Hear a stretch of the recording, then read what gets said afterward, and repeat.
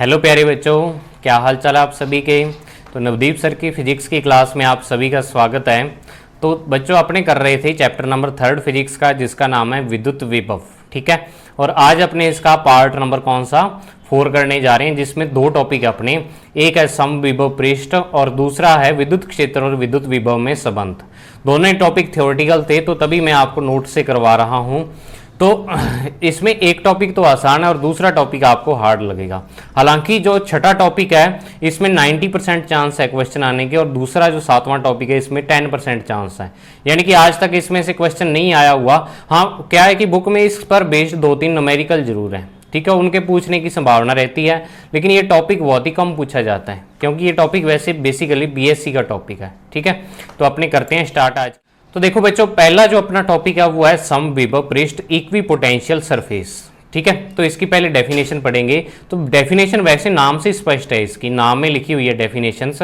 तो डेफिनेशन में क्या है कि देखो, समविभव पृष्ठ क्या होता है कि किसी विद्युत क्षेत्र में किसी इलेक्ट्रिक फील्ड, आपको विद्युत क्षेत्र मान लो ई दिया हुआ है, ये ई विद्युत क्षेत्र दिया है, इसमें वह पृष्ठ होता है जिस पर समस्त बिंदुओं पर विभव का मान क्या हो, समान हो। विभव क्या होता है, समान होता है, उसे अपने समविभव पृष्ठ बोल देते हैं। सम मतलब समान और विभव का मतलब जो समान विभव।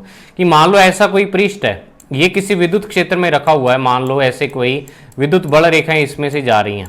ठीक है, इस विद्युत क्षेत्र में रखा हुआ है, तो इस विद्युत क्षेत्र जो ई में रखा हुआ है ये वाला, तो अब इसमें अगर अपने विभव निकाल लें, मान लो इस पॉइंट के लिए निकाल लें, चाहे इसके लिए, चाहे इसके लिए, चाहे इसके लिए, चाहे इसके लिए, तो इसमें हर एक पॉइंट पर क्या होगा, विभव का मान समान होगा।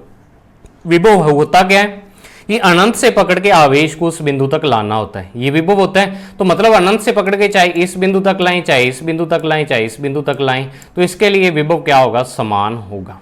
ठीक है, तो अब देखो, वैसे आगे पढ़ेंगे भी और डिटेल में इसके बारे में भी, ऐसा पृष्ठ कैसा होता है और विभव का मान समान कैसे होता है। तो परिभाषा आप एक बार याद कर लो, डेफिनेशन इसकी, कि विभव का मान हर एक बिंदु के लिए समान होता है। अब इस पृष्ठ की आकृति कैसी भी हो सकती है, आकृति के बारे में भी आगे आएगा। अब दूसरा जो पॉइंट है, दूसरा पॉइंट अपने को क्या कह रहा है यहाँ पे, देखो जो ये टॉपिक है ना, इसकी बुक में थ्योरी सेम लिखी हुई है मैंने नोट्स में, क्योंकि बुक में भी बहुत अच्छे तरीके से ये टॉपिक दिया हुआ है। और प्रीवियस ईयर के स्टूडेंट को मैं किसी को भी नोट्स नहीं करवाता था, बुक से ये टॉपिक करवाता था। ठीक है, नोट्स अलग से नहीं बनवाता था, उनको कह देता था बुक से लिख लो इसको। तो वैसे मैंने यहाँ पे चलो नोट्स बना दिए।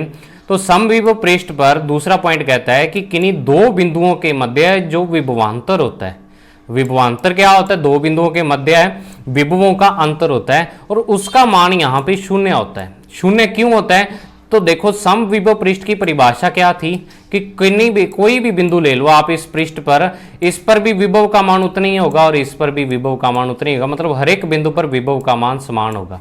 तो अगर मैं इसको ए बिंदु मान लूँ, इसको बी बिंदु मान लूँ, ठीक है, इसका जो विभव है वो वी ए मान लेता हूँ मैं, और इसका जो विभव है वो वी बी मान लेता हूँ। मान लेता हूँ कि इसका विभव ए बिंदु का भी 5 वोल्ट है और इसका बी बिंदु का भी 5 वोल्ट है। दोनों का 5 वोल्ट क्यों माना, क्योंकि समविभव पृष्ठ की परिभाषा अपने को यही कहती है कि इस पृष्ठ पर विभव का मान समान होगा। तो अब अगर मैं यहाँ पे ए और बी के बीच विभवांतर निकालना चाहूँ, वी ए बी का मान निकालना चाहूँ, तो वो क्या हो जाएगा, वी ए माइनस में क्या हो जाएगा, वी बी, या फिर V B minus V A, कुछ भी लिख सकते हो आप। तो देखो 5 में से अगर 5 घटाएंगे अपने, 5 में से 5 क्या, तो कितना रह गया, 0।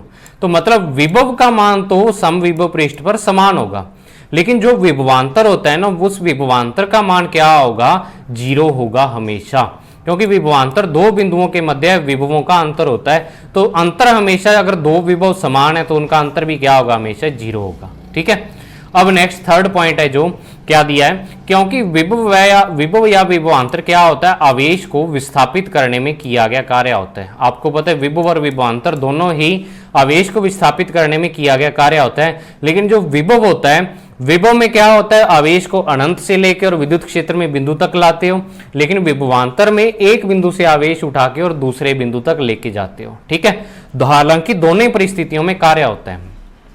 तो अब देखो, आप कह रहे हो भी इसमें विभवांतर का मान क्या होगा, 0 होगा, विभवांतर 0 होगा। मान लो ये समविभव पृष्ठ कोई भी बना रहा हूं मैं यहाँ पे भी, आपको क्या करोगे यहाँ से लेके और यहाँ तक अगर आवेश को उठा के लेके जाओगे ए से लेके बी बिंदु तक, तो अब आप कहोगे भी सर इस पर तो बल भी लगेगा। अगर विद्युत क्षेत्र ई में रखा हुआ है तो ई वैसे तो वास्तव में क्या होता है, बल ही तो होता है, इकाई आवेश पर लगने वाला बल।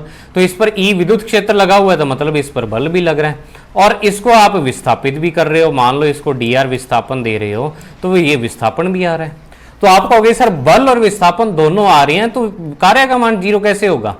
ठीक है, लेकिन आपको पता होना चाहिए कि जो कार्य होता है वो बल और विस्थापन पर तो निर्भर करता ही करता है। एक तीसरी चीज और होती है जिसपे कार्य निर्भर करता है, और वो तीसरी चीज क्या होती है? वो होता है बल और कार्य के बीच बल और विस्थापन के बीच का कोण थीटा। ठीक है, जब आपने बल और कार्य का सूत्र पढ़ते हो तो आप लिखते हो F vector dot D R vector, ये कार्य का सूत्र होता है। तो इसमें जब अपने क्या करते हैं, इसको खोलते हैं तो ये आता है एफ डी आर और साथ में आ जाता है कोस थीटा, यानी कि जो आपका कार्य है वो इस थीटा पर भी निर्भर करता है भी आपका बल किस दिशा में लग रहा है और विस्थापन आपका किस दिशा में हो रहा है। तो अब देखो कार्य का मान 0 तब हो सकता है जब बल और विस्थापन के बीच आपका क्या हो, कोण 90 डिग्री हो, क्योंकि कोस 90 का मान क्या होता है? 0 होता है। तो अपने पास क्या होना चाहिए, जो बल और विस्थापन के मध्य कोण का मान 90 डिग्री होना चाहिए। ठीक है, तो 90 डिग्री, तो मतलब तभी मैंने लिखा कार्य का मान 0 तभी होता है जब बल और विस्थापन के मध्य कोण 90 डिग्री हो। तो अब यहाँ पे एक लाइन इसी पर बेस्ड लिख रहा हूं मैं कि समविभव पृष्ठ पर बल यहाँ पे इकाई आवेश लेते हैं अपने, तो इकाई आवेश पर बल विद्युत क्षेत्र ही होता है। तो ई वास्तव में यहाँ बल है, ई वेक्टर, और विस्थापन की दिशा क्या होती है? लंबवत होती है।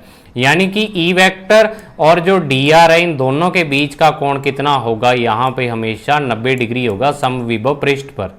अब आप कहोगे भी सर कैसे होगा 90 डिग्री? तो अब नीचे अपने एक एग्जाम्पल के थ्रू देखते हैं। ठीक है, तो नेक्स्ट जो टॉपिक है इसमें अपने समझेंगे कि कैसे 0 होता है। तो समविभव पृष्ठ के उदाहरण है, एग्जाम्पल्स ऑफ इक्विपोटेंशियल सरफेस है। तो इसमें देखो क्या है कि एक अपने को किसी समरूप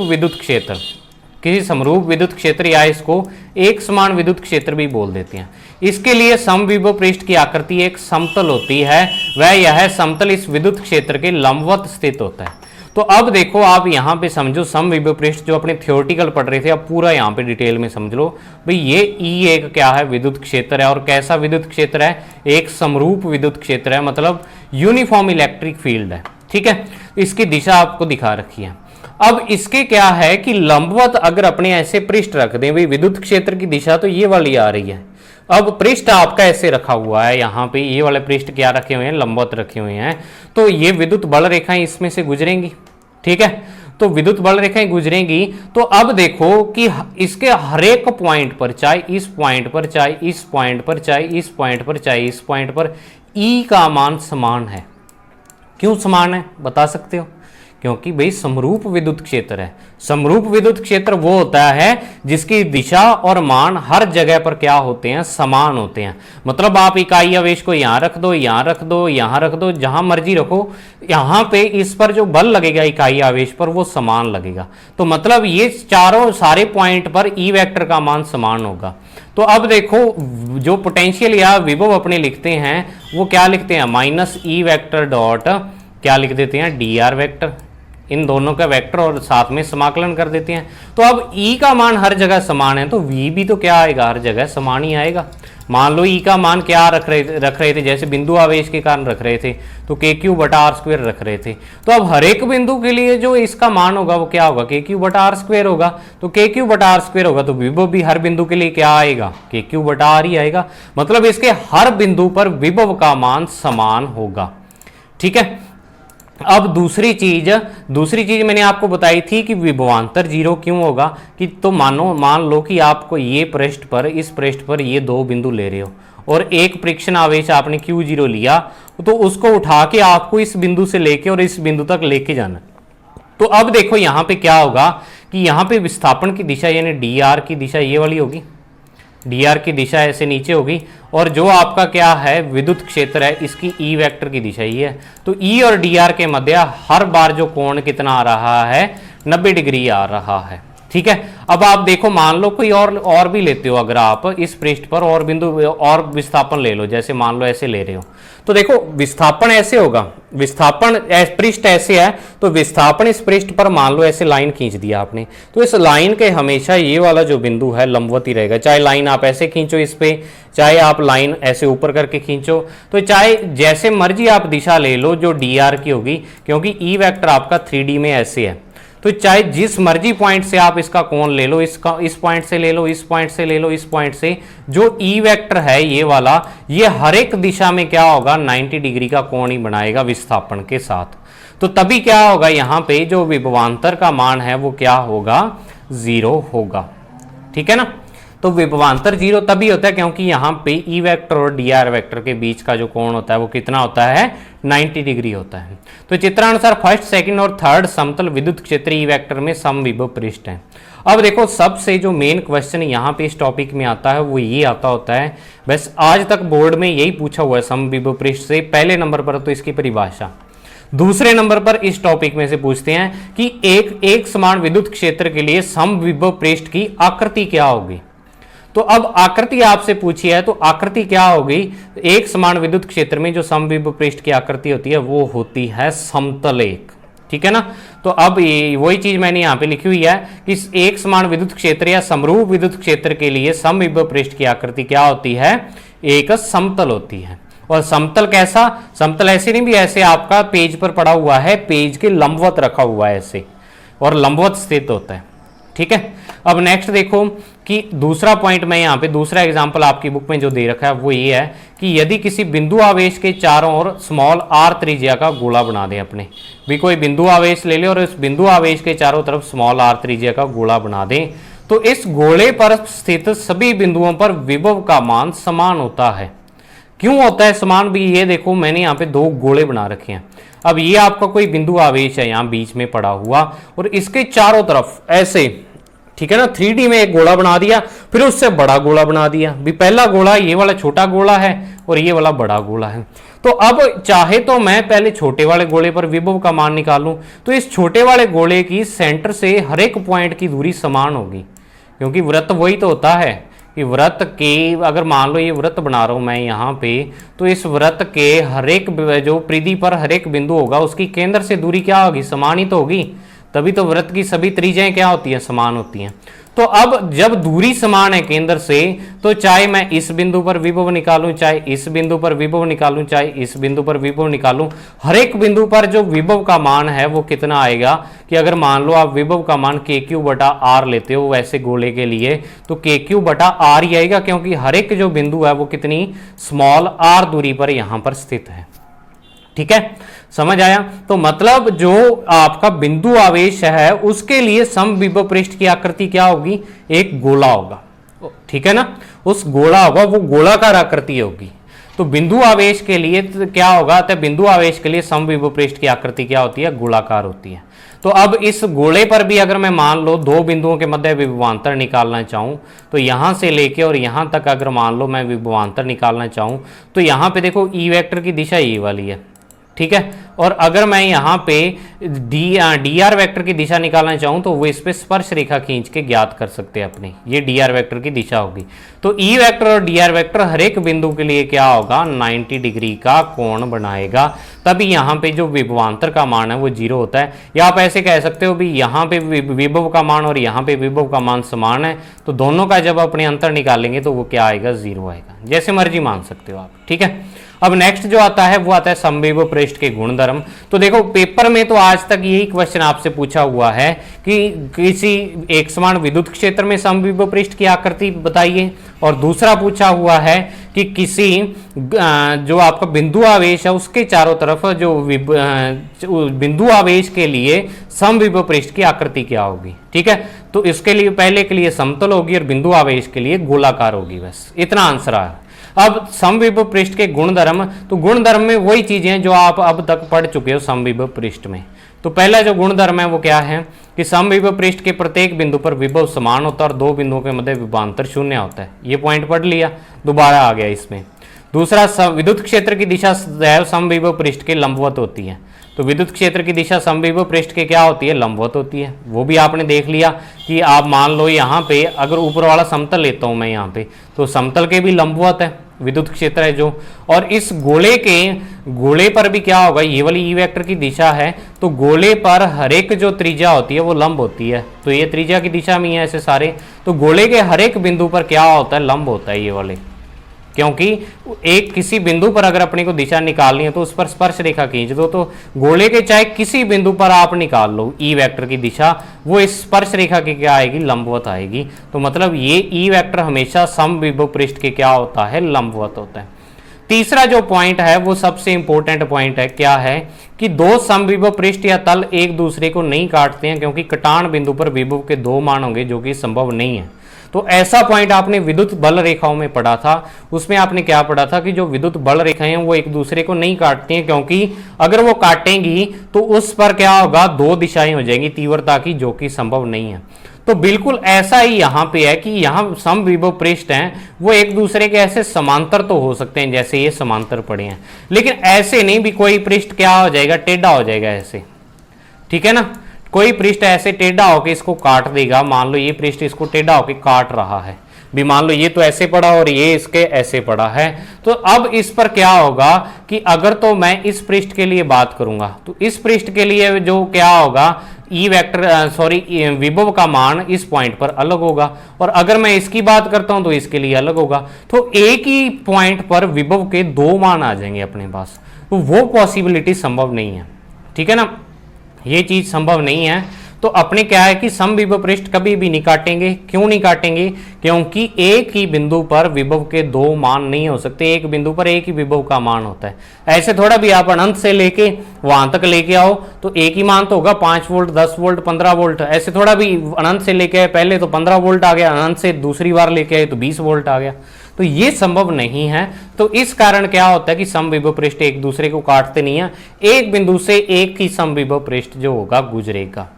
अब लास्ट पॉइंट क्या है कि किसी चालक की सतह पर किसी चालक की सदैव समविभव पृष्ठ होती है, जो सतह होती है, कोई भी चालक है उसकी सतह सदैव समविभव पृष्ठ होती है, वह इसका आयतन एक समान विभव पर होता है। अब ये पॉइंट आपका नेक्स्ट याद कर लेना, जब आपने गोले वाला टॉपिक पढ़ेंगे ना तब आएगा वहां पे, ठीक है, तो तब आपने इस टॉपिक को करेंगे।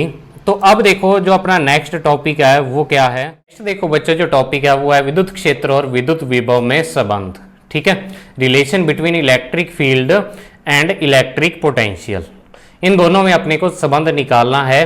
तो अब देखो ये वाला जो टॉपिक है ना भाई, ये मैं आपको कहता हूं कि अगर आपके अब याद नहीं होता तो इसको पेपरों के टाइम पढ़ लेना, क्योंकि इस टॉपिक में ऐसी ऐसी चीजें हैं जो आगे बीएससी फर्स्ट ईयर में आती हैं, वैसे तो डिटेल में आती हैं, लेकिन आपके वो चीजें यहाँ पे दे दी, फॉर्मूला दे दिया। तो देखो अपनी तरफ से तो मैं ट्राई करूंगा इसको समझाने की, लेकिन अगर किसी बच्चे के ये टॉपिक याद नहीं होता तो मैं उसको यही सजेस्ट करता हूं कि एक बार इस टॉपिक को स्किप कर दे, छोड़ दे, ठीक है, और बाद में पेपरों के टाइम 2-3 बार देख ले, इसको याद कर ले, क्योंकि एक तो ये टॉपिक कभी पूछा नहीं हुआ पेपर में, आपके दिया जरूर हुआ है लेकिन पूछा नहीं हुआ, और दूसरी इसमें वो चीजें आती हैं कि जो बीएससी में आएंगी, और वो आपको अगर मैं यहां समझाने लग गया ना तो आपके समझ नहीं आएंगी। आप ये मत समझना कि सर टॉपिक बीएससी का कह के छोड़ देते हैं, ऐसे नहीं है, समझा आपको सारा देता हूं मैं, लेकिन बच्चों क्या होता है कि जो आपका अब 12th क्लास का लेवल है ना, आप उसी हिसाब से समझ सकते हो। अगर मैं हाई लेवल की बातें यहाँ पे करूंगा ना तो आपके समझ नहीं आएगा, और मेरा मकसद यही है कि आपको ज्यादा से ज्यादा समझ आए मेरा पढ़ाया हुआ, ठीक है। तो इस टॉपिक को अपनी तरफ से पूरी ट्राई करूंगा मैं करवाने की, तो आप देखना आपको समझ आ जाएगा। वैसे बाकी क्या होता है कि जिस भी चीज किसी चीज को याद करना हो फिजिक्स में, उसको लिख के देख लिया करो, मेरा तो यही फंडा है, ठीक है। तो देखो हम जानते हैं कि इसमें क्या है, वैसे तो आपने विद्युत क्षेत्र और विद्युत विभव में संबंध निकाला था, ठीक है, तो वहां तो आपने क्या किया था कि प्रीवियस जो विद्युत क्षेत्र और विद्युत विभव में संबंध था उसमें आपने विद्युत विभव का मान आप ज्ञात कर सकते थे अगर आपके पास तीव्रता का मान हो। अब ये वाला टॉपिक उसका उल्टा है, इसमें आपको विभव का मान दिया होगा और तीव्रता का मान आपको निकालना होगा, ठीक है। तो अपने स्टार्टिंग वहीं से करेंगे जहां आपने प्रीवियस किया था कि देखो डी वी विद्युत विभव होगा वो ई डॉट डी आर के बराबर होता है। ये फॉर्मूला आपने पढ़ रखा है कि अगर मान लो आपका विस्तार विभव थोड़े पॉइंट के लिए लिखते हो तो थोड़े विस्थापन के लिए जो विभव होगा ई डॉट डी आर होगा, और अगर मैं इसको खोल के लिखूं तो E D R cos theta के बराबर आ जाएगा ये चीज। और अगर यहां से ई कोस थीटा का मान निकालूं तो ये डी आर कहां चला जाएगा, इस डी वी के बटा में चला जाएगा ना। तो ई कोस थीटा यहाँ पे D V upon D R हो गया। अब देखो वैसे तो क्या चीज होती है कि जो आपका विभव है वो अदिश राशि होती है, तो यहां पे जो आपका ये चीज आ रही है ये विभव नहीं है, यहां पे ये dv बटा dr है। अब अवकलन है ये विभव का, जब आप अवकलन कर देते हो तो आपके पास क्या आ जाता है, तीव्रता आ जाती है। ये तीव्रता ही है ई कोस थीटा तो कोण होता है वैसे, तो यहां इसकी अगर यूनिट निकाले तो तीव्रता की यूनिट ही आएगी, मात्रक तीव्रता का ही आएगा इधर। तो देखो एक चीज यहां से ये क्लियर होगी कि अगर तो आप तीव्रता का समाकलन करते हो तो विभव आता है, और विभव का अवकलन करते हो तो तीव्रता आती है, क्योंकि अवकलन समाकलन एक दूसरे की विपरीत प्रक्रिया है। तो अब आप क्या कर सकते हो कि तीव्रता का मान ज्ञात कर सकते हो। अगर आपको विभव का मान लो दिया हो तो उस विभव का आप क्या कर दो, अवकलन कर दो। अवकलन से क्या आ जाएगा, तीव्रता आपके पास आ जाएगी। तो दूसरी चीज देखो, अब यहां पे थ्योरी में मैंने लिखी हुई है, थ्योरी में क्या दिया हुआ आपको कि यहां माइनस डीवी बटा डी आर विभव में दूरी के साथ कमी को दर्शाता है। ठीक है, कि दूरी के साथ साथ क्या हो रही है, विभव में कमी हो रही है। और आपको पता भी है अभी दूरी के साथ विभव में क्या होती है, कमी होती है, कि के क्यू बटा आर होता है जैसे बिंदु आवेश के लिए विभव का मान। तो जैसे जैसे आर बढ़ाओगे वी का मान क्या होगा, कम होगा। तो यहां डीवी बटा डी आर माइनस का ये बता रहा है कि विभव में दूरी के साथ क्या हो रही है, कमी हो रही है, तथा जब थीटा बराबर 0 डिग्री है तो विभव में अधिकतम कमी या हानि होती है। भी आप देखो कि dv बटा dr का मान किसके बराबर है, ई कोस थीटा के, मतलब थीटा पर निर्भर कर रहा है। कि आप क्या करो, किसी कोण के लिए निकालो। भी मान लो ये वाला कोई पृष्ठ है, मान लो जैसे यहाँ पे आवेश रखा हुआ है, कोई आवेश, ठीक है, इस आवेश के कारण मान लो इस लाइन पर रखा हुआ है ये वाला आवेश, यहाँ लाइन के इस पॉइंट पर रखा हुआ है। तो अब इससे चाहे तो इस दूरी पर निकालो आप विभव, ये वाला मान लो जी कोण बन रहा है यहाँ पे 60 डिग्री का, और एक आप निकालो इसके लिए, ठीक है, ये वाला कोण बन रहा है 90 डिग्री का, और एक आप निकालो इस पॉइंट के लिए। तो विभव का मान क्या होगा, जैसे जैसे कोण चेंज होगा विभव का मान चेंज होता जाएगा। ठीक है, तो यहां पे क्या है कि जब 0 डिग्री होगा थीटा का मान तो क्या होगा, विभव में अधिकतम कमी होगी। ठीक है ना, कि विभव क्या होगा, तब अधिकतम कम होगा, क्योंकि कोस 0 हो जाएगा, और कोस 0 यानी 1 होता है कोस का, जो कि अधिकतम मान है कोस का। तो मतलब जब थीटा 0 हो तब विभव में क्या आती है, अधिकतम कमी आती है। अब नेक्स्ट क्या है, अतः डीवी बटा डी आर का मान थीटा पर निर्भर करता है, थीटा यानी कोण पर निर्भर करता है। अर्थात ये क्या है, यहां पे एक चीज याद रखने वाली है, ये दिशा पर निर्भर करता है। क्योंकि देखो जो आपकी तीव्रता होती है डीवी बटा डी आर है, ये तीव्रता के बराबर ही आ रहा है। यहाँ पे कोई बच्चा इसमें कंफ्यूज ना हो भी सर कोस थीटा आ रहा है, क्योंकि कोस थीटा एक कांस्टेंट वैल्यू होती है जिसका अदिश सदिश से कोई लेना देना नहीं होता, सदिश राशि यहाँ पे ये है। तो अब इस तीव्रता के बराबर ये वाली राशि आ रही है, तो विभव तो होती है अदिश राशि, लेकिन जब आप dv बटा dr की बात करते हो ना तो ये एक सदिश राशि आती है। और इसके सदिश राशि होने का कारण क्या है, वो कारण आपको बता दिया मैंने, क्योंकि ये थीटा पर निर्भर करता है और थीटा कोण होता है। तो कोण अपने को दिशा बताता है, भी यहां से इस दिशा में गया है या इस दिशा में गया है या इस दिशा में, कितने कोण पर गया है वो कोण अपने को एक पर्टिकुलर दिशा बता देता है। तो dv बटा dr का मान कोण पर निर्भर करने से और दूसरा ये तीव्रता के बराबर होने से क्या होता है, ये एक सदिश राशि है। ठीक है, अतः गणितीय रूप में से एक अन्य राशि माना जाता है जिसे क्या कह देते हैं, विभव प्रवणता कह देते हैं। dv बटा dr जो है यहाँ पे ये क्या है, एक सदिश राशि है और इसको अपने विभव प्रवणता कहेंगे। अब देखो यहाँ पे कंपटीशन में बहुत ही बढ़िया क्वेश्चन बनता है यहाँ से कि निम्न में से जो आपकी सदिश राशि कौन सी है। ठीक है, सदिश राशि आपको कह देंगे, तो देखो पहले दे देंगे कार्य, दूसरे नंबर पर ऊर्जा, तीसरे नंबर पर विभव प्रवणता और चौथे नंबर पर विभव। तो देखने में तो ऐसे लगेगा भी सारी क्या है, अदिश राशियां हैं, लेकिन विभव प्रवणता एक सदिश राशि है जबकि विभव एक अदिश राशि है। अब क्यों सदिश राशि है, वो कोण पर निर्भर करती है, इस कारण सदिश राशि है। तो इसको जो गणितीय रूप में अपने लिख सकते हैं, ये गणित में इसको दर्शाने का तरीका है डीवी बटा डी आर का जो मैक्सिमम मान होता है, मैक्सिमम मान कब, जब आपका थीटा 0 डिग्री हो, तो ये ग्रेडियंट ऑफ वी के बराबर आता है। इस GRAD ग्रेड को अपने क्या बोल देते हैं, ग्रेडियंट। जो इंग्लिश में इसका वर्ड है ना, वो ये है GRADIENT, ग्रेडियंट इसको बोल देते हैं अपने, ठीक है। तो ये ग्रेडियंट है, एक नई राशि है, भौतिक राशि, ग्रेडियंट V, इसको क्या बोलेंगे, ग्रेडियंट ऑफ V बोल देंगे, dV बटा dr मैक्सिमम को। तो अब अगर देखो मैक्सिमम वैल्यू लिखें, अगर मान लो यहाँ पे अगर थीटा का मान मैं 0 डिग्री रख दूं यहाँ पे, तो dV बटा dr का क्या हो जाएगा, मैक्सिमम मान हो जाएगा।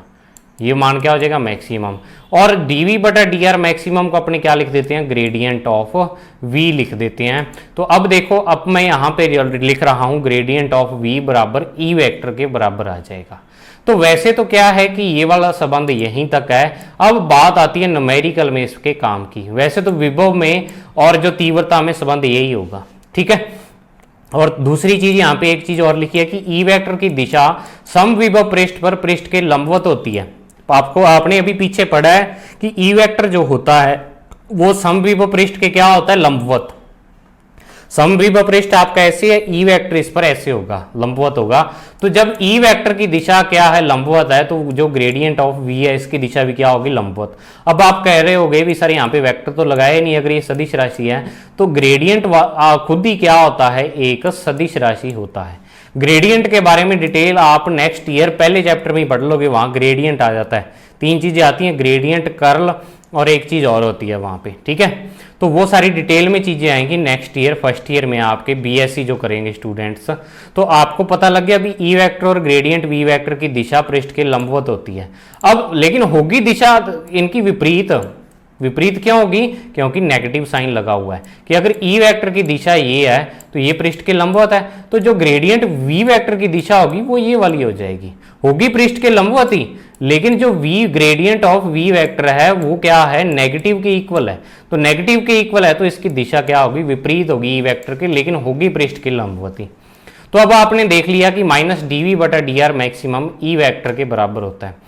तो अब इसका मैथमेटिकल रूप अपने निकालते हैं, और मैथमेटिकल रूप अगर आपको नहीं समझ आया तो न्यूमेरिकल में समझ आपके आ जाएगा ये वाला, ठीक है। तो अब ई वेक्टर बराबर ई एक्स आई कैप ई वाई जे कैप और ई जेड के कैप मान लेते हैं, जो तीव्रता आपका उसका सदिश रूप ले लेते हैं, ठीक है। तो सदिश रूप ले लेते हैं। तो अब देखो, अगर ऊपर वाले फॉर्मूले में जो आर होता है ये स्थिति सदिश होता है वैसे तो अब अगर आप क्या कर रहे हो, तीव्रता को तीनों दिशाओं में ले रहे हो, तो ये एक्स वाई और जेड, तो इस आर को भी आपको क्या करना पड़ेगा, तीनों दिशाओं में लेना पड़ेगा। आर को भी क्या करना पड़ेगा, तीनों दिशाओं में लेना पड़ेगा। तो यहाँ पे ई एक्स का मान डीवी बटा डी एक्स हो जाएगा, ई वाई का मान डीवी बटा डी वाई हो जाएगा, और ई जेड का मान माइनस डीवी बटा डी जेड। अब आप में से सोच रहे होंगे भी सर कैसे हो जाएगा, तो आप इससे याद रख लो भी, जो जब ई वेक्टर है, ये ई वेक्टर तीनों दिशाओं में होता है मान, एक्स वाई और जेड तीनों दिशाओं में ई का मान होता है। तो ये डी आर है, ये भी यहाँ पे क्या है, एक्स वाई और जेड दिशाओं में स्थिति सदिश का मान है। तो अब जब आप ई को अलग अलग घटकों में लिख रहे हो तो इस आर को भी आपको घटकों में लिखना पड़ेगा। तो आर को आप यहाँ घटकों में इस प्रकार से लिख सकते हो। ये यहाँ पे एक चीज और चेंज होगी, वो है यहाँ निशान, ठीक है। अवकलन का निशान चेंज हो गया। देखो वैसे तो आप लिखते थे डीवी बटा डी एक्स, डीवी बटा डी एक्स, लेकिन जब आप घटकों में तोड़ रहे हो तो अवकलन का निशान आपके पास ऐसा बन रहा है, del V upon del X. इसको डीवी अपॉन डी एक्स ना बोल के del V upon del X बोलेंगे। और ये वाला अवकलन और ये वाला अवकलन अलग अलग है। इस अवकलन को तो सीधा अवकलन बोलते हैं, और इस जो डेल वाला अवकलन है, होता तो ये भी अवकलन है लेकिन इसको आंशिक अवकलन बोल देते हैं, ठीक है ना, आंशिक अवकलन बोल देते हैं। और ये आंशिक अवकलन कैसे होगा वो भी आपको बताऊंगा आगे मैं कैसे होता है। तो एक बार आप ऐसे लिख लो। तो अब इस D V D X, D V upon D X, D V upon D Y और डीवी अपॉन डी जेड का मान यहाँ रख दो, आप इस इक्वेशन में रख दो। तो ई वेक्टर जो आपके पास आ जाएगा, I cap DV upon D X minus J cap DV upon D Y minus K cap DV upon D Z. अब यहाँ से माइनस कॉमन ले लो तो ये आ जाएगा। फिर नेक्स्ट स्टेप में वी कॉमन ले लो तो अंदर देखो ये चीज बचेगी, ये चीज बचेगी।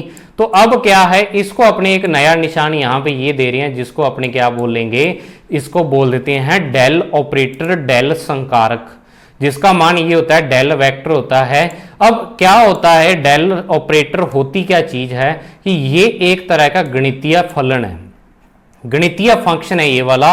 अब ये क्या है कि जैसे आप अवकलन को, अवकलन भी क्या होता है, एक गणितीय फंक्शन होता है, जैसे del V upon del X है। तो अब कोई भी अगर मान लो आपको ऐसे एक्स स्क्वेयर, ये क्या होता है, फलन होता है, फंक्शन होता है, एफ एक्स, इसको फंक्शन से लिखते हैं। तो जब इस पर आप डेल अपॉन डेल एक्स लगा देते हो इस एक्स स्क्वेयर पर, तो इसका मान क्या हो जाता है बच्चों, 2x हो जाता है। तो यहां डेल बटा डी एक्स यहां पे क्या है, एक अवकलन का फलन है। तो वही चीज यहां पे है कि ये भी एक गणितीय फलन है। अब इस फलन की खासियत क्या होती है, ये जो डेल है, डेल का मान यहां पे ये वाला पूरा है ब्रैकेट, तो इसका ये चीज ये होती है कि जब इस फंक्शन को आप किसी दूसरी भौतिक राशि पर लगा देते हो तो वो सदिश हो जाती है। मतलब आपने इसको जब विभव पर लगाया तो आपके पास क्या आ गई, सदिश राशि आ गई। तो ये एक बहुत ही अच्छा ऑपरेटर है, मतलब इस पर, इसको जब भी आप किसी भौतिक राशि पर लगा देते हो तो वो क्या हो जाती है, सदिश हो जाती है, यानी उसका रिजल्ट अपने को सदिश राशि मिलता है। तो डेल वेक्टर आपके पास आई del upon del x, del upon del Y, del upon Z, del Z, आगे इसे डेल संकारक कहते हैं। और दूसरी चीज यहाँ पे क्या लिखी हुई है कि समीकरण 2 की सहायता से विभव का मान एक्स वाई जेड के रूप में होने पर ई का मान ज्ञात किया जा सकता है। अब ये तो था बच्चों टॉपिक। अब मुझे लगता है आपको 5% ही समझ आया होगा, ठीक है। तो भाई इस टॉपिक, ये टॉपिक ही ऐसा है, अब मैं कैसे समझाऊंगा आपको वो मुझे नहीं समझ आ रहा, तो मैंने अपनी तरफ से ट्राई कर ली। अब इस टॉपिक को आप देखो, 3-4 बार देख लो वीडियो, पल्ले पड़ता है तो ठीक है, नहीं तो इसको रट्टा लगा लो। और अगर नहीं रट्टा लगता तो न्यूमेरिकल कर सकते हो। मुझे आप इतनी उम्मीद है कि न्यूमेरिकल आप कर सकते हो, इससे आपको बस फॉर्मूला ये याद रखना पड़ेगा। न्यूमेरिकल आपको आसान लगेंगे इस टॉपिक से, ठीक है। तो अब जिस बच्चे को तो ऐसा लग रहा है भी मेरा, वो ऐसे नहीं भी इस चैप्टर को करते वक्त इस टॉपिक में उलझा रहे, ये जरूरी नहीं है, आप इस टॉपिक को एक बार स्किप कर सकते हो। मैं आपको कहता हूँ समविभव पृष्ठ बहुत इंपॉर्टेंट टॉपिक है, उसको कर लो। लेकिन अगर आपने टारगेट रख रखा है 56/56 का, तो ये टॉपिक आपको करना पड़ेगा, जैसे मर्जी करना पड़े। अब मैंने आपको अपनी लैंग्वेज में समझा दिया, जितने आसान हो सकता था उतना आसान समझा दिया। अब इसको लिख के देखो, चाहे जैसे मर्जी करो, वो याद आप खुद करोगे बच्चों। तो मिलते हैं अपने नेक्स्ट वीडियो में, तब तक के लिए thank you, have a nice day.